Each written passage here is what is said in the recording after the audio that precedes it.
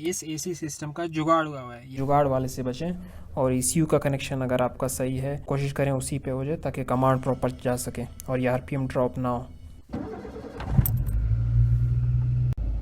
RPM ऐसे ऐसे नीचे आएंगे क्योंकि IAC वाल्व ऑपरेट कर रहा है। जब इंजन का टेम्परेचर हाई हो जाएगा तो ऑटोमेटिकली आपके RPMs जो स्टैंडर्ड रिक्वायर्ड RPM है 800 RPM तक आ जाएंगे।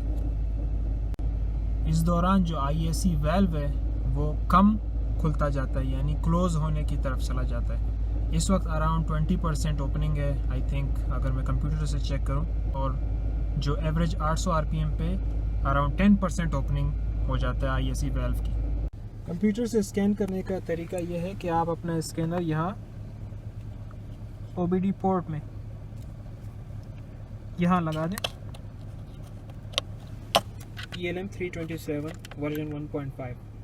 काफ़ी हद तक इंजन जो है वार्म अप हो गया है और RPMs भी अराउंड 950 RPM आ गए। और भी गिरेगा नीचे, लेकिन मैं यहीं से अपना कंटिन्यू कर लेता हूँ। अब मैं side by side comparison check कराऊंगा कि AC का स्विच ऑन करने पर इसके RPMs कैसे रिएक्ट करते हैं।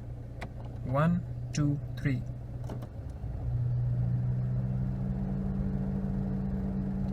इनफैक्ट ये बहुत सही रिस्पॉन्स है, ना ज़्यादा गिरा ना कम। लेकिन आप इश्यूज चेक करें थोड़ी देर में। वेट, याद रहे AC का क्लच इंगेज्ड है इस वक्त। थोड़ा वेट करें, ये डाउन होंगे। अभी क्लच इंगेज्ड है और कंप्यूटर की तरफ से भी इंगेज्ड का रिस्पॉन्स गया हुआ है, एक्टिव हुआ हुआ है। ये देखें जनाब, करना था ना ये रिस्पॉन्स। अब थोड़ा सा IAC वाल्व इसको कंपनसेट करने के लिए थोड़ा सा इंक्रीज हो जाता है। उसके डिफरेंट सेंसर से कुछ और डेटा मिलने पर IAC वाल्व रिस्पॉन्ड करता है। ये AC कंप्रेसर की तरफ से रिस्पॉन्स नहीं आ रहा है। ये मैं आपको रीज़न बताता हूँ अब इसका क्या रीज़न है। इसकी सबसे इम्पोर्टेंट रीज़न यही है कि इस AC सिस्टम का जुगाड़ हुआ है, यानी इस AC स्विच के बाद एक लोकल थर्मोस्टेट जो इस ग्लव बॉक्स के नीचे यहाँ पे लगाते हैं, वो शायद आपको नज़र भी आ रहा होगा उसकी ट्यूबिंग्स। ये इसका एक लास्ट बल्ब होता है, इसको बल्ब कहते हैं, जिसको ये कॉइल है, कॉइल की केसिंग है। इसको एक सुराख ऊपर है जिसके इसके अंदर डाल देते हैं, ताकि ये सुराख इसके अंदर डाल देते हैं ताकि जैसे ही इस थर्मोस्टेट का टेम्परेचर लो हो जाए और AC आपका ट्रिप कर जाए। ये लोकल देसी जुगाड़ है जिसकी वजह से आपका कंप्यूटर जो है वो IAC वाल्व को प्रॉपर टाइमिंग पे कमांड नहीं दे सकता कि RPM ऊपर कर दें जब AC का क्लच यानी मैग्नेटिक क्लच जो AC का कंप्रेसर पे होता है वो इंगेज हो जाए।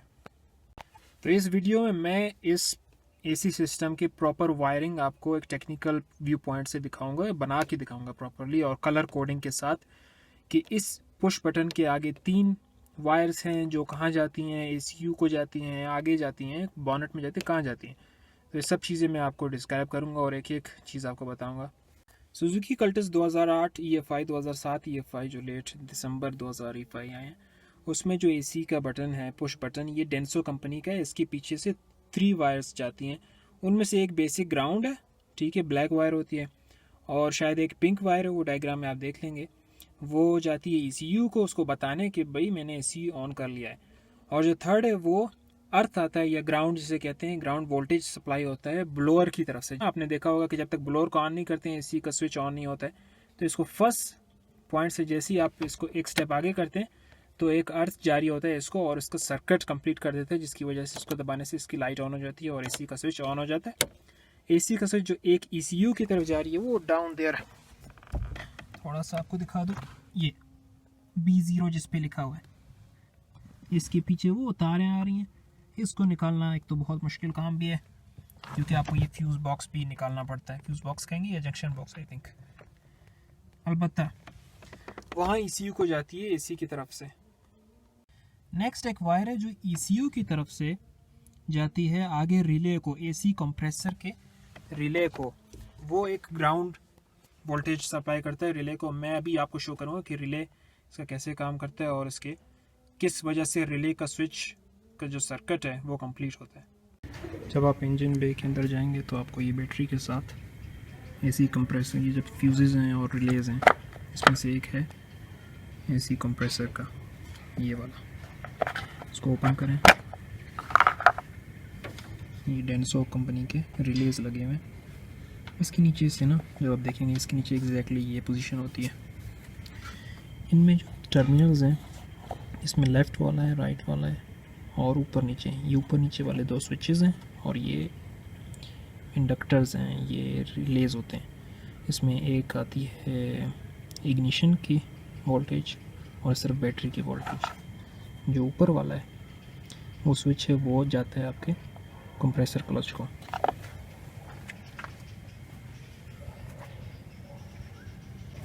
कंप्रेसर ये है इसका, ये वायर आ रही है ब्लैक एंड येलो, ये वायर जाती है नीचे कंप्रेसर को। इस रिले के अंडर साइड जो कनेक्शंस हैं वो इस फ्यूज बॉक्स के नीचे हैं। पहले आप इसको ऐसे सिंपल ऊपर करके खींच लें, ये सिंपल इसके कनेक्शंस हैं, ग्रिप से निकल जाता है। ऊपर करके इसको हटा दें और इसको ऊपर खींच लें, जबकि इसको आप इस स्क्रू से और स्क्रू से ढीला करेंगे और ये दोनों पोर्शन आपका ऐसे ऊपर बाहर आ जाएगा। और नीचे से वायरिंग को देखेंगे इस एसी कंप्रेसर के, एक वायर होगी वो इग्निशन की वायर होगी जो वहाँ से वोल्टेज जब ऑन करने पे गाड़ी सिर्फ टर्न इग्निशन की ऑन करने पे आता है। दूसरा है जाता है आपकी डायरेक्ट कंप्रेसर को कमांड देने। और एक आती है ग्राउंड ECU से, वो इस वक्त ख़राब है, कंटिन्यूटी शो नहीं कर रहा। ये वायरें जो इस ECU को जाती है, इनमें से एक वो है जो ECU की तरफ से ग्राउंड आता है इस रिले में। अब मैं आपको बिल्कुल इसके AC के वायरिंग डायग्राम के बारे में बता देता हूँ। ये ओरिजिनल स्विच है जहाँ पे आप क्लिक करते हो। इसमें 3 वायर्स हैं, ब्लैक, पिंक ब्लैक और ब्लू वाइट। जब हम ब्लोअर का स्विच ऑन करते हैं तो एक अर्थ या ग्राउंड इसको प्रोवाइड होता है AC स्विच को, और इसके दरमियान और ब्लू वायर के दरमियान एक कनेक्शन क्रिएट होता है और ये सिग्नल देता है ECU को। उसके अलावा जो आपका इवापोरेटर या कॉइल जिसे कहते हैं उसमें एक थर्मिस्टर है, थर्मिस्टर यानी थर्मोस्टेट है। उसके 2 वायर्स हैं, एक वाइट ब्लू और एक येलो ग्रीन। ये दोनों सिग्नल प्रोवाइड करते हैं ECU को। जब ये एक ख़ास टेम्परेचर से कम हो जाए तो ये ट्रिप कर जाता है और ये सिग्नल लॉस हो जाता है और ये वाला सिग्नल भी ख़त्म कर देता है। ये क्या है? ये ब्लू ब्लैक वायर है, ये जाते हैं रिले को, AC कंप्रेसर के रिले को। इसके 4 पिन्स हैं, ये मैं एक एक करके बताता हूँ। ये ग्राउंड प्रोवाइड करता है ECU की तरफ से रिले को, और ये है एक उसका इग्निशन का वोल्टेज यहाँ पे प्रोड्यूस होता है। ये इग्निशन जो है ये ओवर द लूप जो है बैटरी से कनेक्ट होता है। मैंने शो नहीं किया उसकी वायरिंग, लेकिन ये बैटरी से कनेक्ट होता है। जब ऑन करते हैं तो बैटरी की वोल्टेज यहाँ प्रोड्यूस होती है और यही कंटिन्यू होके इस टर्मिनल पे आ जाता है। इसके अलावा एक पॉजिटिव, हर वक्त एक पॉजिटिव वोल्टेज रहता है बैटरी की, डायरेक्टली बैटरी की तरफ से इस पिन पर। और ये पिन जो है ये जाता है आपका ब्लू येलो कलर का, ये जाता है कंप्रेसर कॉइल को एक्टिवेट करने। अब ये सारा प्रोसेस कैसे होता है? जब AC का स्विच ऑन करते हैं तो ये सिग्नल यहाँ से जाता है ECU को, कि ECU के समझ जाता है कि AC जो है वो ऑन हो चुका है, और ये रीडिंग लेता है थर्मिस्टर से कंटिन्यूसली। जब ये ट्रिप हो जाता है तो ये कंप्रेसर के क्लच को ऑफ़ कर देता है। यहाँ से ऑफ़ का सिग्नल जाता है, यानी इस ब्लू ब्लैक जो वायर है इसमें ग्राउंड ख़त्म हो जाता है। इसके वजह से ये जो सर्किट है ये सारा ये ब्रेक हो जाता है और कंप्रेसर का क्लच बंद हो जाता है।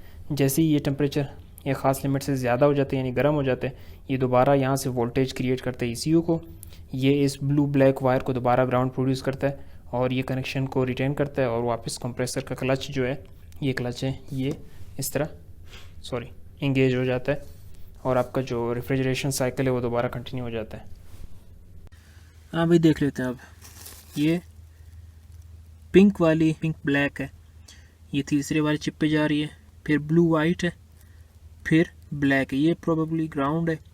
पिंक शायद ECU का है और जो ब्लू वाला है ये पॉजिटिव हॉट लाइन है।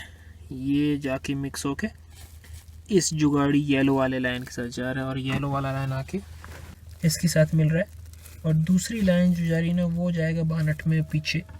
टेम्परेचर जो सेंसर है ये इवापोरेटर के कॉइल के अंदर है, ये प्रोबेबली आगे जाके ECU में जाएगी। थोड़ा कंटिन्यू करके मैं इस रिले के इनसाइड क्या होता है मैं आपको शो करवाता हूँ। बेसिकली इसका स्ट्रक्चर ऐसा होता है, इन दोनों टर्मिनल के बीच में एक कॉइल है और ये एक स्विच है। जब ये कॉइल एनर्जाइज होता है थ्रू इलेक्ट्रोमैग्नेटिज्म, ये स्विच अट्रैक्ट होता है इस टर्मिनल की तरफ और ये सर्किट पूरा हो जाता है। तो ये जो ग्राउंड है ये ECU से आता है। ये आपके इग्निशन की जब ऑन करते हैं तो यहाँ पे अभी 12 वोल्ट के अराउंड सिग्नल आता है और ये बैटरी से हर वक्त एक 12 वोल्ट का पॉजिटिव वोल्टेज इस पे रहता है। जब ये ग्राउंड मिलता है ECU की तरफ से, ग्राउंड मिलने का मतलब है कि जब कमांड उसे मिलता है कि इस कंप्रेसर के क्लच को इंगेज करें, ऑन करें, तब ये एक कनेक्शन पूरा हो जाता है, ये एनर्जाइज हो जाता है इलेक्ट्रोमैग्नेटिज्म की वजह से। ये म्यूचुअल इंडक्शन जिसे कहते हैं, ये स्विच अट्रैक्ट हो जाता है इसकी तरफ, ये कनेक्ट हो जाता है और ये कंप्रेसर को ऑन होने का सिग्नल भेज देता है। अगर इसका स्कीमेटिक देखें तो ऐसा होता है, रिले जब एनर्जाइज होता है ये स्विच खींच के इसकी तरफ हो जाता है। जब आप इसको ऑन करते हैं ना तो एक इसके नज़दीक अगर आप आवाज़ सुने तो क्लिकिंग आवाज़ आती है, यानी स्विच इंगेज या डिसंगेज होता है। अब जुगाड़ वाले केस में बेसिकली होता ये है कि जो वायर ECU से आ रही थी ग्राउंड की, वो डायरेक्टली कनेक्ट है कार बॉडी के साथ, तो हर वक्त यहाँ पे नेगेटिव टर्मिनल रहता है। और जो इग्निशन से पॉजिटिव वोल्टेज इसको सप्लाई होता है इस टर्मिनल को, उसकी जगह थर्मोस्टेट उसे इन्फॉर्मेशन देता है जो जुगाड़ के तरीके से लगा है। और ये थर्मोस्टेट वही है जो फ्रिज में या फिर मेहरान में भी लोग लगाते हैं अक्सर। बाकी ये दो टर्मिनल्स वही रहते हैं, ये बैटरी से आ रहे हैं और ये कंप्रेसर क्लच को जा रहे हैं। अब इस मसले में प्रॉब्लम ये है कि ECU इसको कमांड नहीं करता है कि कब क्लच को इंगेज करें, कब डिसंगेज करें। जो थर्मोस्टेट है वो डिफ़ाइन कर रहा है इस कमांड को कि कब इसको इंगेज करना है या नहीं। अभी थर्मोस्टेट जो है वो बाहर लगा होता है नए कनेक्शंस के साथ आपके ग्लव बॉक्स के पीछे, जबकि जो ओरिजिनल थर्मोस्टेट का है थर्मिस्टर जो एवापोरेटर के अंदर लगा हुआ है, ECU इससे सिग्नल्स पिकअप करता है। ये जब बताता है कि ट्रिप करना है या नहीं, तो इसकी इन्फॉर्मेशन के बेसिस पे जब ये काफ़ी ठंडा हो जाता है, क्योंकि ये अक्सर एवापोरेटर कॉइल के अंदर होता है और जो जुगाड़ वाला थर्मोस्टेट है वो थोड़ा सा बाहर पड़ा होता है, उसके जो बल्ब है वो अगर बाहर रखेंगे तो जब तक बाहर का टेम्परेचर भी उतना कूल ना हो जाए वो ट्रिप नहीं करेगा, तो जो क्लच है ये इंगेज ही रहता है। अलबत्ता जब ये इन्फॉर्मेशन देता है कि भाई काफ़ी ठंडा हो गया, अब इसको ट्रिप करवाओ, यहाँ से सिग्नल कट ऑफ हो जाते हैं और ये ग्राउंड देना बंद कर देता है। जब ये ग्राउंड देना बंद कर देता है ये सर्किट पूरा आपका ओपन हो जाता है। ओपन मतलब अब ये सिग्नल है जो क्लच को जाना है, कंप्रेसर क्लच को, ये नहीं जाता और ये डिसंगेज हो जाता है, यहाँ से ऑफ का सिग्नल जाता है। अलबत्ता जब इसमें जो ओरिजिनल थर्मोस्टेट है ये मैं आपको दिखाता हूँ। ओरिजिनल थर्मोस्टेट जब ट्रिप कर जाता है तो ECU कमांड करता है कंप्रेसर को कि ऑफ हो जाओ, और इसी वक्त ये IAC वेल्व को कमांड करता है कि अपना जो वेल्व है उसको थोड़ा सा कम करो, ये ज़्यादा कम कर दो, ताकि क्योंकि हवा की इतनी अभी ज़रूरत नहीं है, लोड कम हो चुका है। लेकिन मसला ये होता है कि उस वक्त कंप्रेसर फिर भी इंगेज्ड है, ऑन है, जुगाड़ वाले थर्मोस्टेट की वजह से। और ECU ने IAC वेल्व को कमांड दिया कि कम हो जाओ, और लोड ज़्यादा है तो इंजन थोड़ा सा RPM डाउन होता है, 200-300 तक चला जाता है और इस लोड को इमीडिएट रिस्पॉन्ड नहीं कर पाता और कंपनसेट नहीं कर पाता, इसीलिए ड्रॉप हो जाते हैं। इस जो कल्टस में यह जो कंट्रोल है वो फीड फॉरवर्ड है, यानी ECU आपके कंप्रेसर को बताता है कि ऑन हो जाओ या ऑफ हो जाओ। अगर फीडबैक कंट्रोल होता कि मैग्नेट जो क्लच है कंप्रेसर का उसके ऊपर कोई सेंसर टाइप होता जो ये इन्फॉर्मेशन देता कि इंगेज है या डिसंगेज, तो ये जुगाड़ वाला काम भी चल जाता और ECU आपका IAC वेल्व को कमांड कर सकता था कि ज़्यादा खोल जाओ क्योंकि अभी तक लोड इंगेज है। तो इस सारे मसले का यही मकसद था कि जुगाड़ वाले से बचें, और ECU का कनेक्शन अगर आपका सही है तो कोशिश करें उसी पे हो जाए ताकि कमांड प्रॉपर जा सके और ये RPM ड्रॉप ना हो। अब प्रॉब्लम ये है कि मेरे केस में मैं यहाँ पे जब वोल्टेज चेक करता हूँ AC ऑन करने के बाद भी, तो यहाँ पे कोई ग्राउंड नहीं आता मुझे मिलता। तो इसका रीज़न यही है कि या तो ये तार ख़राब है या ECU के अंदर से जो इसका कोई IC है वो इफ़ेक्ट हो गया किसी भी वजह से, कोई पानी चला गया हीट की वजह से, आई डोंट नो। तो एट द मोमेंट मैं इसकी कंटिन्यूटी चेक नहीं कर पा रहा क्योंकि मैंने आपको पहले वीडियो दिखाया था ECU को निकालना नीचे से मेरे लिए इनफैक्ट अजाब था, क्योंकि जो 2 बोल्ट्स हैं ऊपर नीचे वो नीचे घुस के अच्छी तरह लेट के आपको निकालने पड़ते हैं, और जब वो निकल जाए इनफैक्ट तो आप यहाँ पे अपना प्रोब डाल के मल्टीमीटर का और यहाँ पे डाल के उस दूसरे एंड पे जो इंजन बे में आप कंटिन्यूटी चेक करें, आपका वायर सही है तो इसका मतलब ECU से कमांड नहीं जा रहा। तो अगर कोई स्पेशलिस्ट इलेक्ट्रॉनिक्स का है तो उससे सेट करवा सकते हैं अगर हो सकता है, अदरवाइज़ ये आपको न्यू लेना पड़ेगा। न्यू मतलब काबुली, और 3 से 4 हज़ार के है, तो ये प्रॉब्लम आपका सॉल्व हो जाएगा जो EC की वजह से RPM ड्रॉप होते हैं। I hope you like it. I know कि ये सारा मसला अभी भी एग्जिस्ट करता है और RPM ड्रॉप होते हैं मेरे केस में, लेकिन मैंने जब ये ISE वेल्व को क्लीन किया है तो काफ़ी बेहतर रिस्पॉन्ड करता है, क्विकली रिस्पॉन्ड करता है। आई मीन क्योंकि जो इसका वेल्व था वो गंक्ड अप था बिकॉज ऑफ कार्बन, और उसको क्लीन करने के बाद अब जब कंप्यूटर सिग्नल देता है तो वेल्व इजीली फ़ौरन अपने पोजीशन पे आ जाता है। जबकि पहले ये होता था कि जब तक वो सिग्नल पहुंच चुका है, लेकिन क्योंकि वो गंक्ड अप है और स्टक है अपने पोजीशन पे, वो थोड़ा टाइम लेता था। इस दौरान RPM काफ़ी ड्रॉप हो जाते हैं और गाड़ी जो है वो लरज़ना शुरू कर देते हैं। तो मैंने इसकी क्लीनिंग पे एक शॉर्ट वीडियो बनाई है, वो भी देख लें, शायद आपको हेल्प आउट कर ले।